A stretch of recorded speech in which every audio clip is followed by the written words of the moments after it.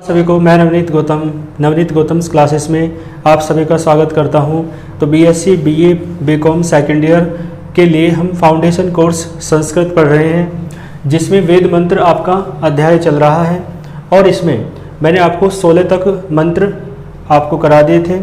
आइए आज के लेक्चर में देखते हैं 17 और 18 मंत्रों को। ठीक है, जैसा आप देख सकते हैं ये जो प्रथम मंत्र है ये ईशा वास्योपनिषद से है। जो उपनिषद होते हैं भारतीय वैदिक साहित्य में 108 उपनिषदों की श्रृंखला है, उनमें से एक उपनिषद का नाम है ईशा वास्योपनिषद और दूसरा जो मंत्र है वो है आपका कठोपनिषद से।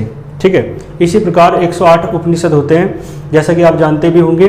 और साथ में जैसे आप पढ़ते हैं सत्यमेव जयते पढ़ते हैं ना, तो सत्यमेव जयते मुंडकोपनिषद से लिया गया है, जो भारत सरकार का क्या है आदर्श वाक्य है, वो है ना, उसे यूज करती है भारत सरकार अपने सिंबल के तौर पर। तो देखो पढ़ते हैं क्या कहता है।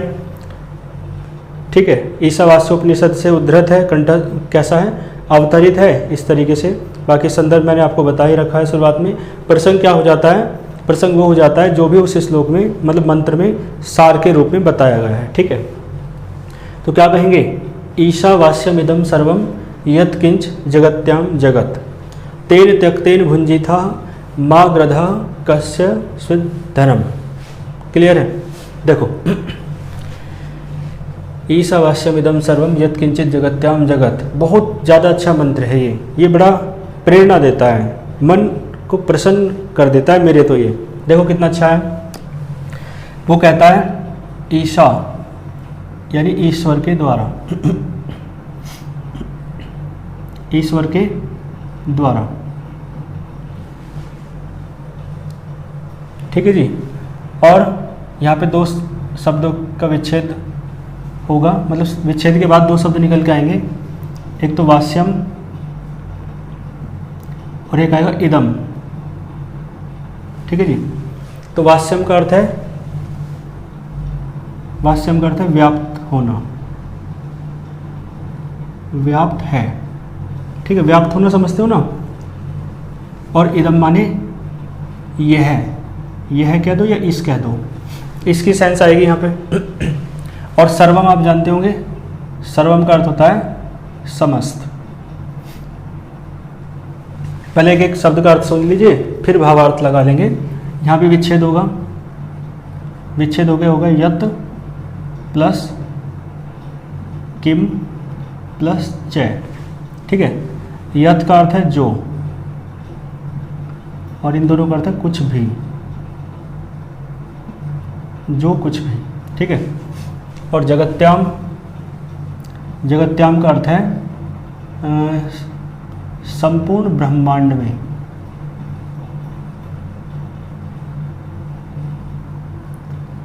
ठीक है जी, संपूर्ण ब्रह्मांड में सप्तमी विभक्ति है यहाँ पर। तो जगत्याम यानी सप्तमी विभक्ति में में आता है, में या पर। तो जगत्याम मतलब संपूर्ण ब्रह्मांड में। और जगत, जगत तो कहेंगे संसार को, है ना, लेकिन इसका थोड़ा विस्तार स्वरूप लेंगे, जड़ व चेतन युक्त संसार, ये जगत ही कह सकते हो। ठीक है जी। देखो इसका अब मैंने एक एक शब्द का अर्थ आपको बता दिया है, अब इसका भावार्थ लगा लेते हैं बस। ठीक है जी, दिख तो रहा है ना आपको अच्छे से। देखो क्या कहते हैं, देखो ध्यान देना, इस है ना, इस संपूर्ण ब्रह्मांड में। ठीक है, इस संपूर्ण ब्रह्मांड में जड़ व चेतन युक्त संसार में। इसका मतलब क्या है कि जड़ व चेतन युक्त संसार तो पृथ्वी लोक है ना। जड़ समझते हो आप, किसी पेड़ की जड़ नहीं। जड़ पदार्थ वे होते हैं जो हिल डुल नहीं सकते, है ना, जो निर्जीव पदार्थ हैं, जैसे कि पहाड़ है, पर्वत है ना। और पहाड़ पर्वत होते हैं ना, हिल कहाँ सकते हैं। जो चीज़ें स्थिर रहती हैं उन चीज़ों को जड़ कहते हैं, जो चीज़ें निर्जीव हैं उन्हें जड़ पदार्थ कहा जाता है। और चेतन पदार्थ, चेतन पदार्थ उसे कहते हैं जैसे कि हम, आप, और मतलब कोई भी जीवधारी, चाहे कोई पशु हो, पक्षी हो, कीट हो, है ना, और कोई मनुष्य हो, कुछ भी A to Z, यानी जिसके अंदर भी जीवन है, जिसके अंदर भी प्राण है, उसे चेतन पदार्थ कहते हैं, ठीक है। और जिसके अंदर प्राण नहीं है उसे जड़ पदार्थ कहते हैं, ठीक है। तो इसका मतलब ये जो संसार है, जैसे पृथ्वी लोक की ही आप बात करें तो ये जड़ और चेतन से युक्त है या नहीं। प्रकृति में पृथ्वी लोक पर आप देखें 2 प्रकार के पदार्थ हैं। एक प्रकार है आपका जड़ पदार्थों का, ऐसे पदार्थ है ना जिनमें प्राण नहीं है, और एक प्रकार है आपका ऐसे पदार्थों का जिनमें प्राण है, जीव जंतु, है ना। तो इसका मतलब है ये जो संसार है, हमारा जो संसार है, हम चारों तरफ जिसे देखते हैं पृथ्वी पर, ये जड़ एवं चेतन से युक्त है। अब बात समझ में आई, यानी सजीवों और निर्जीवों से युक्त है, सामान्य भाषा में कहेंगे तो, ठीक है जी। और ये सजीवों निर्जीवों से युक्त संसार, जड़ एवं चेतन से युक्त संसार जो है ये हमारा, ये कहाँ पर है तो ब्रह्मांड में ही, पृथ्वी लोक पर है। और पृथ्वी कहाँ है? पृथ्वी सौरमंडल में है, सौरमंडल कहाँ है? ठीक है, ब्रह्मांड में है, ठीक है। तो इसका मतलब है इस, ठीक है, इस संपूर्ण ब्रह्मांड में जड़ एवं चेतन से युक्त संसार में, या ऐसे कह सकते हो इस संपूर्ण ब्रह्मांड के जड़ एवं चेतन युक्त संसार में, ऐसे कह सकते हो, क्योंकि इसके साथ भी मे की सेंस आ रही है, इसके साथ भी मे की सेंस आ रही है, ठीक है। क्लियर है? इसके साथ तो जरूरी भी नहीं है मे की सेंस, ठीक है। तो इसका मतलब है इस संपूर्ण ब्रह्मांड के जड़ एवं चेतन युक्त संसार में, है ना, ठीक है। बात समझ में यहाँ तक? यत् किंच, जो कुछ भी है, बात समझ में, जो कुछ भी है, ठीक है, समस्त, वह सब कुछ, वह सब कुछ, है ना, ईश्वर के द्वारा, ठीक है, व्याप्त है। बात समझ में? वह सब कुछ ईश्वर के द्वारा व्याप्त है, यानी उसमें मतलब उस सब कुछ में क्या, कौन समाया है? ईश्वर समाया है। यानी ये जो वैदिक सभ्यता है या वैदिक जो विचारधारा है वो ईश्वरवादी है। बात समझ में? निरीश्वरवादी नहीं है, वो ईश्वर की सत्ता को स्वीकार करती है, ठीक है। और उपनिषद है तो उपनिषद भी ईश्वर की सत्ता को स्वीकार करते हैं। वो कहते हैं कि ये जो आप चारों तरफ देख रहे हैं ना, इस ब्रह्मांड के अंदर जहाँ जहाँ भी जड़ एवं चेतन युक्त संसार हैं, चाहे तो पृथ्वी पर है जैसे हम सब जानते हैं, तो क्या पता और ग्रहों पर भी रहा हो या हो। तो इसका मतलब क्या है? इस ब्रह्मांड में, ठीक है, जड़ एवं चेतन से युक्त समस्त संसार में, ठीक है जी, समस्त संसार में जो कुछ भी है, चाहे एक छोटे से छोटा पदार्थ हो, चाहे एक बड़े से बड़ा पदार्थ हो, चाहे सजीव हो चाहे निर्जीव हो, है ना, अर्थात जड़ हो चाहे चेतन हो, ठीक है, अच्छा हो चाहे बुरा हो, सब कुछ में, इस संसार में जो भी कुछ है, सब में क्या है? सब कुछ, है ना, ईश्वर के द्वारा व्याप्त है। सब कुछ ईश्वर के द्वारा व्याप्त है, अर्थात सब में ईश्वर ही समाया है। बात समझ में आई? ईशावास्यमिदं सर्वम यत्किंच जगत्याम जगत, इस अखिल ब्रह्मांड में, है ना, संपूर्ण ब्रह्मांड में जड़ एवं चेतन से युक्त संसार में जो कुछ भी है उस सब में ईश्वर का वास है, ऐसा कह सकते हो, ठीक है। प्रथम पंक्ति आपको समझ में आई होगी, ये ईश्वर की सत्ता को स्वीकार करती है। आगे कहते हैं तेन त्यक्तेन भुंजीथा। देखो तेन, तेन यानी उसके द्वारा, उसके द्वारा यानी ईश्वर के द्वारा, और ईश्वर के द्वारा होने का मतलब है ईश्वर के साथ, ईश्वर के साथ, ठीक है।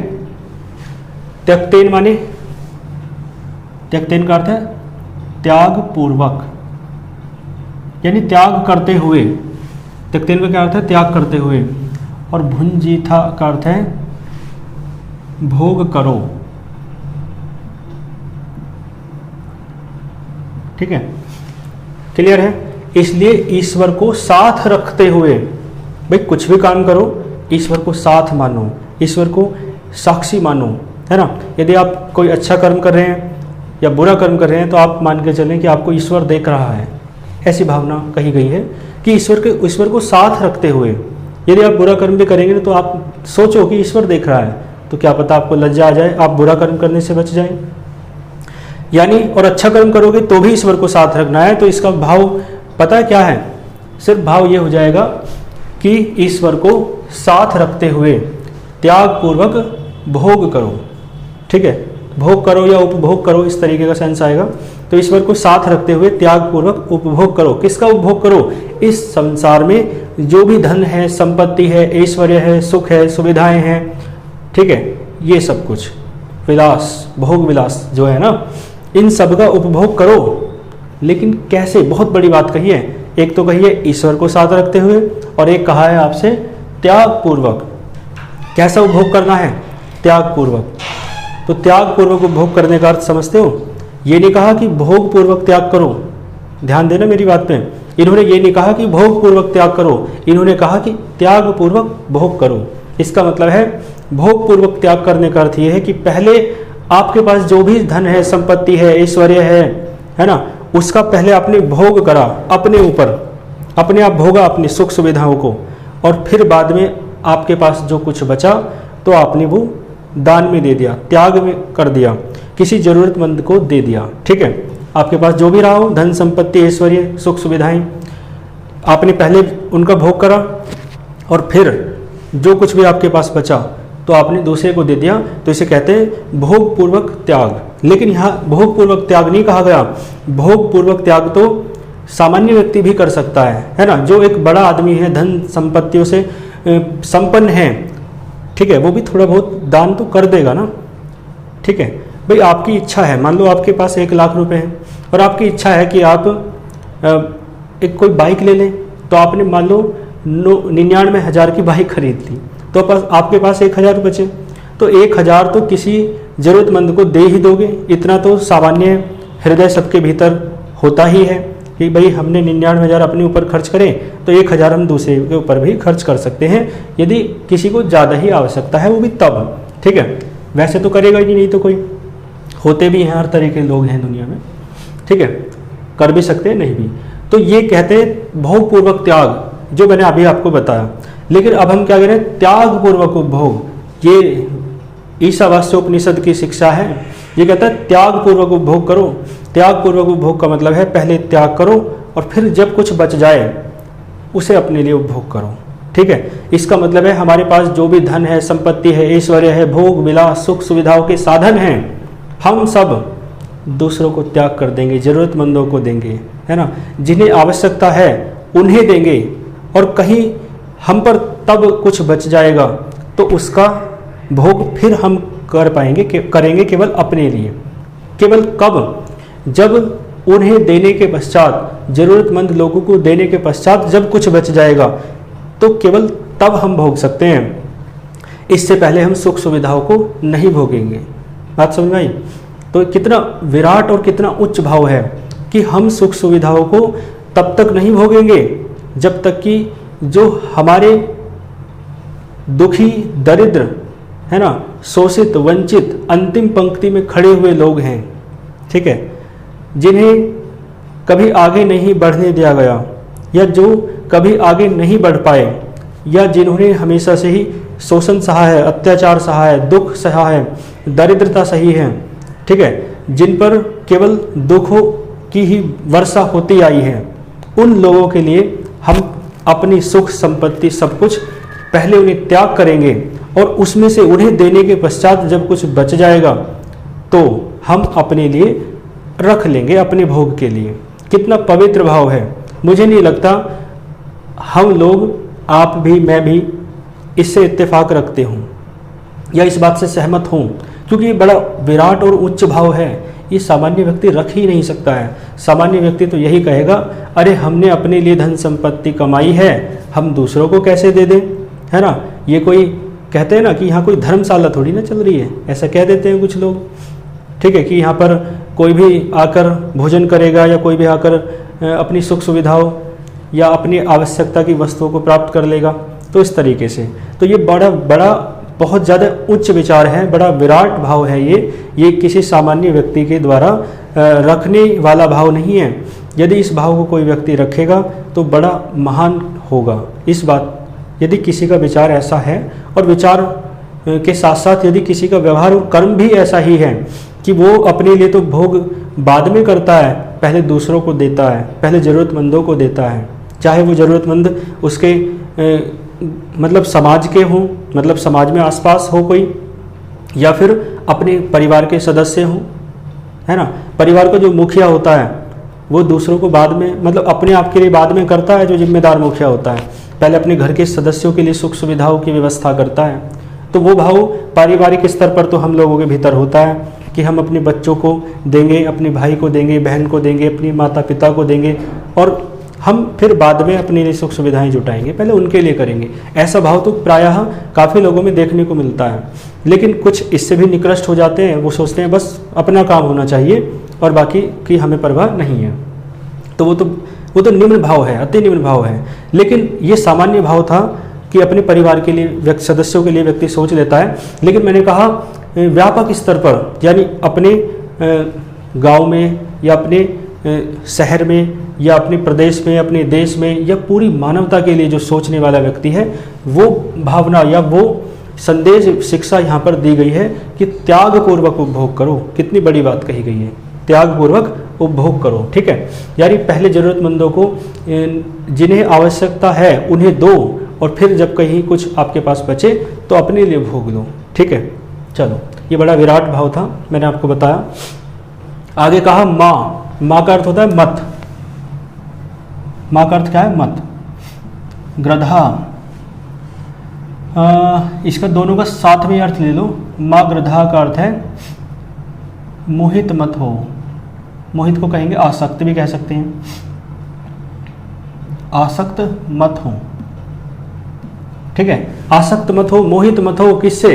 ये जो धन है, संपत्ति है, ऐश्वर्य है, भोग विलास, सुख सुविधाएं हैं, इनमें मोह मत रखो, इनसे आसक्त मत रहो, ठीक है। भाई आप इनमें मोह रखोगे तो क्या आप दूसरों को, जरूरतमंदों को दे पाओगे? नहीं दे पाओगे। आपको ऐसा लगेगा कि आज मेरे पास यदि 1 करोड़ का बंगला है तो मेरे पास 10 करोड़ का बंगला क्यों नहीं है। 10 करोड़ का बन जाएगा तो आप सोचेंगे 100 करोड़ का बंगला क्यों नहीं है।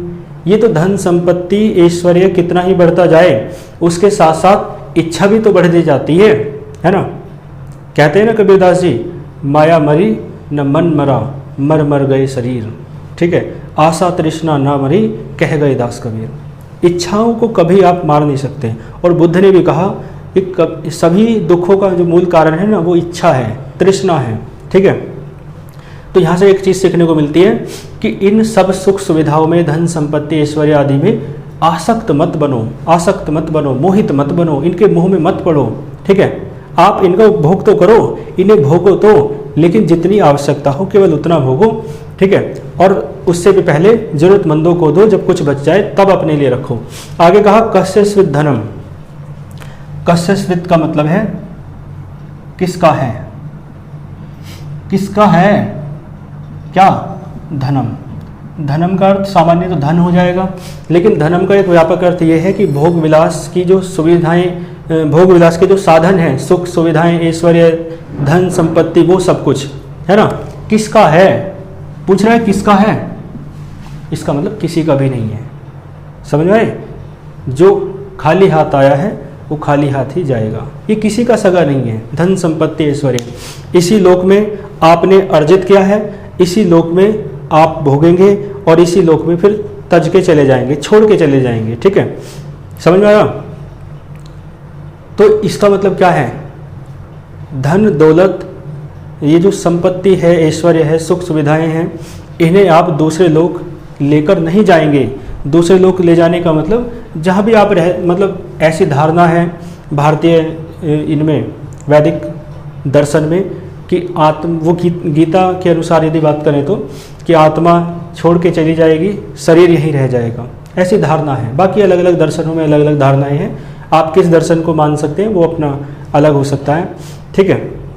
लेकिन हम वैदिक साहित्य पढ़ें तो उसी के अनुसार यदि देखा जाए तो क्या है कि सब कुछ आप इसी संसार में छोड़ के जाओगे, ठीक है, और कहीं भी कुछ धन संपत्ति ऐश्वर्य लेकर नहीं जाओगे। तो ये धन किसका सगा है, अर्थात किसका है, यानी धन संपत्ति ऐश्वर्य आदि साधन किसके हैं, अर्थात किसी के भी नहीं है, ठीक है। इसका मैंने पूरा व्याख्या आपको कर दी है, इसे आप बहुत अच्छे से अब अपने तरीके से समझ के कर देंगे, ठीक है। इतनी एक्सप्लेनेशन के बाद तो याद ही हो गया होगा, ठीक है। आगे यहाँ पे आओ, कहा उत्तिष्ठत। उत्तिष्ठत का मतलब उठो। जागृत जागो, प्राप्य प्राप्त करके, ठीक है। और यहाँ पे विच्छेद करो तो यहाँ आएगा वरान प्लस निबोधत, वरान प्लस निबोधत। वरान कहते हैं श्रेष्ठ पुरुषों को, वरान किसे कहते हैं? श्रेष्ठ पुरुषों को। और निबोधत, निबोधत कहते हैं ज्ञान प्राप्त करो।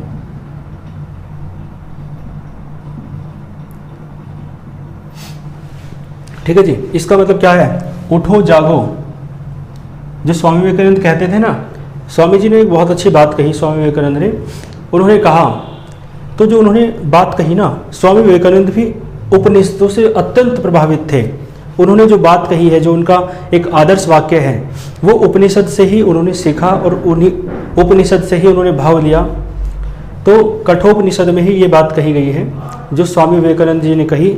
उन्होंने कहा कि शरीर तो एक दिन जाना है, फिर आलसियों की भांति क्यों जिया जाए, जंग लगकर मरने से अच्छा है कुछ करके मरना। तो यहाँ से वो भाव लिया गया, उठो जागो और अपने अंतिम लक्ष्य की पूर्ति हेतु कर्म में लग जाओ, और तब तक मत रुको जब तक कि लक्ष्य प्राप्त ना हो जाए। Arise, awake and stop not till the goal is reached.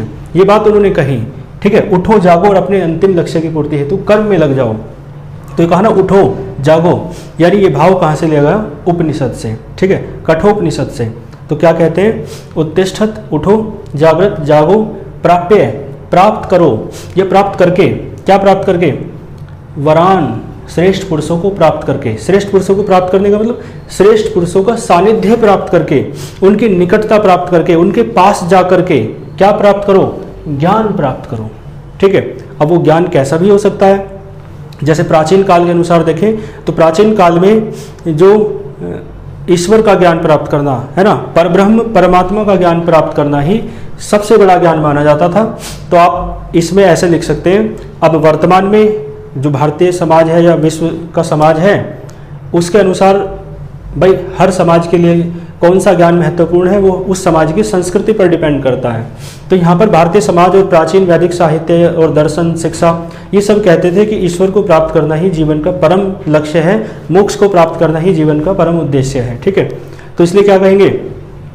उठो जागो और श्रेष्ठ पुरुषों का सानिध्य प्राप्त करके या श्रेष्ठ पुरुषों के पास जाकर के, है ना, उस निराकार परब्रह्म परमेश्वर को प्राप्त करने का ज्ञान प्राप्त करो, ठीक है, कि उस ईश्वर को कैसे प्राप्त किया जाए, मोक्ष को कैसे प्राप्त किया जाए, ये बात कही गई है, ठीक है। इनका भाव तो उसी से रहा क्योंकि ये प्राचीन साहित्य है और आज की डेट में तो है ना ज्ञान का विज्ञान का युग है। तो आज की डेट में यदि आप कह सकते हैं तो आप कह सकते हैं कि ज्ञान प्राप्त करो। तो जो भी जिस संस्कृति के अनुसार ज्ञान हो सकता है, ठीक है। कोई कहेगा कि धर्म का ज्ञान प्राप्त करो, कोई कहेगा तो विज्ञान का ज्ञान प्राप्त करो, ठीक है। किसी के लिए, जिसके लिए जो चीज़ बहुत इंपॉर्टेंट है, महत्वपूर्ण है, वो उसी का ज्ञान प्राप्त करने की प्राथमिकता रखता है, ठीक है। कोई धार्मिक व्यक्ति होगा वो धर्म के ज्ञान को महत्ता देगा, कोई व्यापारी व्यक्ति है वो व्यापार के बिजनेस के ज्ञान को महत्व देगा। तो सबके लिए ज्ञान तो अलग अलग है, किसके लिए क्या महत्वपूर्ण ज्ञान है। मेन बात क्या है कि उठो जागो और श्रेष्ठ पुरुषों का सानिध्य प्राप्त करके ज्ञान को प्राप्त करो, ठीक है। और यहाँ पे कहें तो उस निराकार ईश्वर परब्रह्म परमात्मा को प्राप्त करने हेतु ज्ञान प्राप्त करो, ठीक है, कि उसे कैसे प्राप्त किया जाए। आगे देखो, छुरस्य, छुरस्य कहते हैं छुरा, है ना, छुरे, ठीक है, छुरे के, छुरे के। धारा देखो, निशिता का अर्थ है तीक्ष्ण, तीक्ष्ण यानी तेज, और धारा यानी धार, ठीक है जी। दुरत्यय यानी दुरस्कर, वो दुष्कर, दुष्कर आप जानते हो कठिन। दुर्गम, दुर्गम का भी अर्थ होता है कठिन, ये है ना, ऊपर वो लगाए ना स्वर, ये मैं बोलेगा माँ, दुर्गम। और आगे कहा देखो, इसका विच्छेद कर दो, पथः, पथा निकलेगा, सै का विसर्ग हो जाएगा अब विच्छेद करोगे तो, और यह है तत्, और आगे है कवयो, कवयो, ठीक है जी। और वदंती माने कहते हैं, वदंती माने कहते हैं, ठीक है। इसका मतलब है कि जो कवि लोग हैं, है ना, कवि लोग यानी जो तत्वज्ञानी लोग हैं, तत्वज्ञानी लोग वही तो कहेंगे। तत्वज्ञानी यानी जो जानते हैं कि ईश्वर को कैसे प्राप्त किया जाएगा, मोक्ष को कैसे प्राप्त किया जाएगा, ऐसे लोग, ठीक है। तो तत्वज्ञानी लोग, है ना, कहते हैं, क्या कहते हैं, सुनो ध्यान से, क्या कहते हैं कि तत् माने उस, तत् माने क्या होता है, उस, और पथ तो आप तो समझते हो, पथ का मतलब मार्ग, ठीक है। तो मतलब क्या कहते हैं कि उस या वह मार्ग कैसा है, कठिन है, ठीक है। वह मार्ग कठिन है, कौन सा मार्ग कठिन है, तो उन्होंने कहा ये छुरे के तेज धार के समान दुष्कर है, ठीक है। यानी जैसे छुरा होता है ना, चाकू, उसके ऊपर उसकी तेज धार पर चलने के लिए आपसे कहा जाए तो चलना बहुत दुष्कर कार्य है या नहीं, बहुत कठिन कार्य है या नहीं, छुरे की तेज धार पर चलना ये तो बहुत कठिन कार्य है। तो ठीक इसी प्रकार वह मार्ग, है ना, या उस मार्ग को जो तत्वज्ञानी लोग हैं वो क्या कहते हैं, क्या कहते हैं, कठिन कहते हैं, ठीक है। इसका मतलब तत्वज्ञानी लोग, तत्वज्ञानी लोग आप समझते हो, मैंने बताया आपको, जो इन चीज़ों पे विचार करते रहते हैं कि कैसे ईश्वर को प्राप्त किया जाए, कैसे मोक्ष प्राप्त किया जाए, ऐसे लोगों को तत्वज्ञानी कहते हैं, ठीक है। क्लियर है? तो बात सुनो मेरी। तो इसका मतलब है तत्वज्ञानी लोग क्या कहते हैं, तत्वज्ञानी लोग उस मार्ग को कहते हैं कैसा, कठिन कहते हैं, ठीक है। यानी तत्वज्ञानी लोग उस मार्ग को, पूरे वाक्य को मिला रहे हैं, तत्वज्ञानी लोग उस मार्ग को छुरे की तेज धार के समान दुष्कर और कठिन कहते हैं, ठीक है। बात समझ में आई? तत्वज्ञानी लोग उस मार्ग को छुरे की तेज धार के समान दुष्कर और कठिन कहते हैं, ठीक है। किस मार्ग को, ये तो बताओ कौन सा मार्ग है, ये वाला मार्ग, ठीक है, उस परमात्मा को प्राप्त करने वाला मार्ग, ठीक है, मोक्ष को प्राप्त करने वाला मार्ग इनके अनुसार, ठीक है। भाई सबके लिए वो मार्ग अलग अलग हो सकता है, मान लो, है ना, जिसके लिए जो मार्ग इंपॉर्टेंट है वो उस मार्ग को कठिन बताएगा और कहेगा कि इसके लिए बहुत कड़ी तपस्या चाहिए, ठीक है। जैसे कोई टीचर है आईएएस के लिए पढ़ाता है तो कहेगा कि आईएएस की पढ़ाई बहुत कठिन है, इसलिए आप तपस्या करो, मेहनत करो, बहुत आगे पढ़ो तब बन पाओगे। तो इसलिए इसी प्रकार ये लोग कह रहे हैं कि उस ईश्वर को प्राप्त करने का जो मार्ग है ना बहुत कठिन है, ठीक है, वो छुरे पर चलने जैसा है, छुरे की तेज धार पर चलने जैसा मार्ग है। बात समझ में आई? तो इसका मतलब क्या है कि उठो जागो और श्रेष्ठ पुरुषों का सानिध्य प्राप्त करके उस ईश्वर या परब्रह्म, निराकार परब्रह्म परमात्मा को प्राप्त करने के लिए ज्ञान प्राप्त करो, ठीक है। क्यों प्राप्त करो ज्ञान? क्योंकि ज्ञान प्राप्त नहीं करोगे तो कैसे प्राप्त कर पाओगे उस ईश्वर को? तो उन्होंने कहा क्योंकि तत्वज्ञानी लोग उस मार्ग को छुरे की तेज धार के समान दुष्कर और कठिन कहते हैं, ठीक है। तो उस मार्ग को यदि पार करना है आपको तो आपको ज्ञान प्राप्त करना पड़ेगा, ठीक है, कि कैसे प्राप्त किया जाए, कैसे उस मार्ग को पार किया जाए कि जो हमें राह ईश्वर तक ले जाए, ठीक है। तो ये मैंने इन दोनों की अच्छे से व्याख्या कर दी है, इसमें कोई दिक्कत आपको नहीं होगी, ठीक है। मिलते हैं फिर नेक्स्ट लेक्चर में आगे के मंत्रों के साथ, ठीक है। अच्छे से पढ़ते रहिए। All the very best.